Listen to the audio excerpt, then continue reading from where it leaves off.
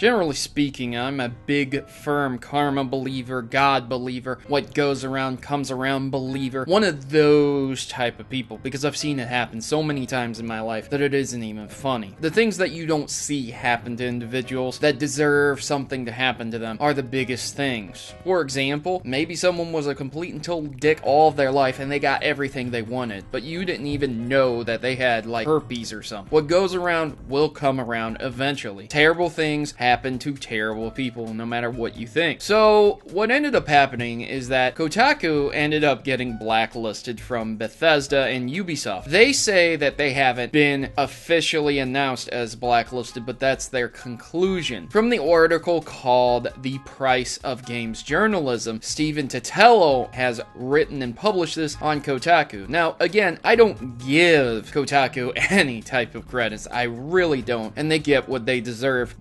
Let me elaborate on that in a little bit. Kotaku has been known to blacklist other people as well, and I'll get to that shortly, and that's what I'm alluding to here. But let's first talk about what happened with them in Bethesda and Ubisoft. Well, in 2013, they officially covered the fact that Fallout 4 was going to be a thing. Apparently, this earned them a blacklisting. I'm not sure how or why, but technically, they weren't the first ones to break the news. However, because they're doing what they're doing and saying what they're saying, Bethesda didn't take too kindly to this. Now, for that reason, they decided to blacklist them, I guess, because they won't return any calls, talk to Kotaku, reach out and give them quotes of any kind and things of that nature. And as far as a big news agency goes, that's kind of crappy, but at the same time, in the world of the internet, you could easily just stay on top of the news and just report on it within the hour. It wouldn't be like the biggest thing in the world, you know, if you're searching around and you find a trending news story to report on it after it's been trending. You don't have to get a source from the horse's mouth if somebody else got it for you. The second thing that happened is apparently they were reporting on something called Assassin's Creed unannounced game known as Assassin's Creed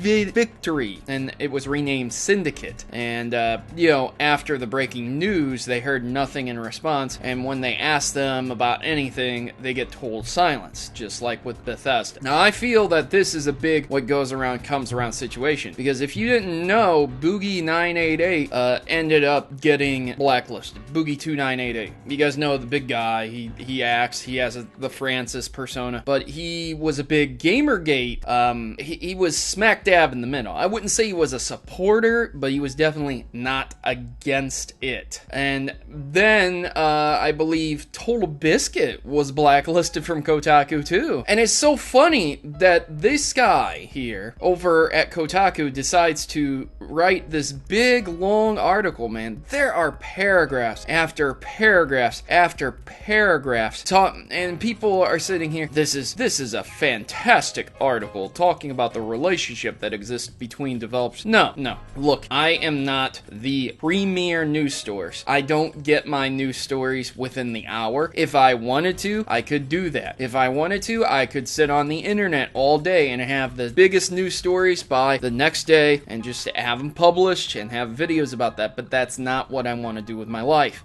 Kotaku as a company could very well and easily do that. Now, this comes on the heels of announcement from Gawker about not only more budget cuts and things like that, but a lot of people have speculated that Gawker is dying off. Gawker is the parent company of Kotaku, and Kotaku is dying off because Gawker is dying off. Now, a lot of people have come to this conclusion. I don't know if that's true or not. The point is that this is sweet justice without anyone having to do anything. Kotaku was a pretty shitty company when it came to Gamergate. You know, they were all involved with that bullshit talking about all gamers are dead, and they always run crazy, stupid, clickbaity hit pieces. This is a news agency that no one really needs because there's no point to it. And if you look at Kotaku and the price of journalism, only 703 people recommended this, and there's been over 365,000 people who watched it. That's not even 10%. That's not even 1%. Less than, I believe that would be 0.3%, maybe 0.2% of people who watched this actively recommended it. And there are quite a few comments, yes, but again, not a lot. Kotaku is finished. They're done. not only coming out to try and get people riled up at Bethesda and Ubisoft saying, hey, what the fuck, man, why aren't you giving copies of games over to Kotaku to review? Why aren't you issuing statements, man? Look, there have been other people who have said many times before, if they get blacklisted, they'll just buy the games and review them anyways. They're going to anyways.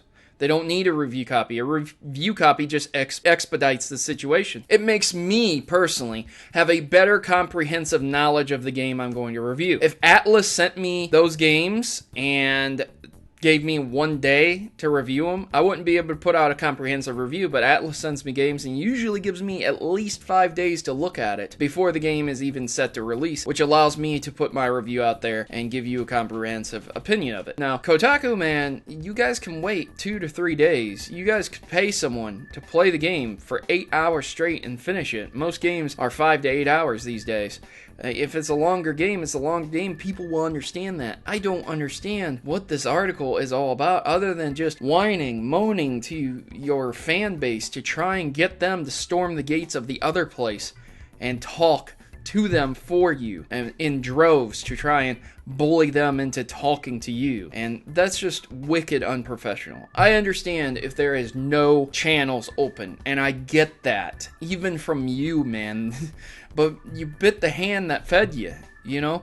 You put out information that they didn't want put out yet. And being a big news agency, you get a lot of credits for that versus some unknown forum post. So that's about all I have to say about it. And if you guys are interested in more information on this, check it out in the description below. I'll leave the link to this, along with Boogie talking about how he was blacklisted by Kotaku, among several others.